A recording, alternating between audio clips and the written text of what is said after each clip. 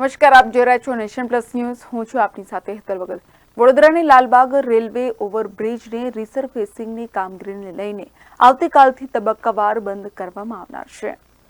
વડોદરાના Lalbaug railway overbridge ઉપર રિસરફેસિંગની કામગીરી ચાલુ થશે, ત્યારે રેલવે બ્રિજને તબક્કાવાર બંધ કરવાની જરૂરિયાત ઊભી થઈ છે.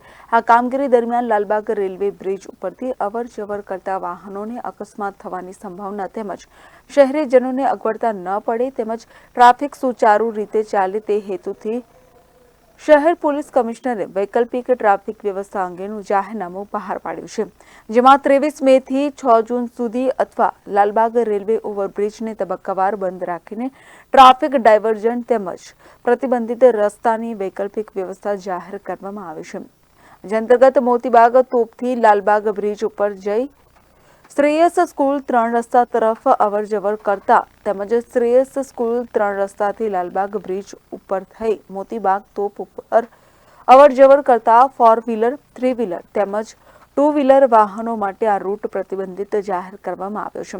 જ્યારે સુસેન સર્કલથી લાલબાગ બ્રિજ તરફ અવરજવરનો રસ્તો ભારદારી વાહનો અને એસટી બસો માટે પ્રતિબંધિત જાહેર કરવામાં આવ્યો છે. આ તમામ પ્રકારના વાહનો માટે વૈકલ્પિક વ્યવસ્થા જાહેર કરવામાં આવી છે. કેમેરામેન નવનીત પરમાણી સાથે Satyam Nevashkar, nation plus news, Vadodara.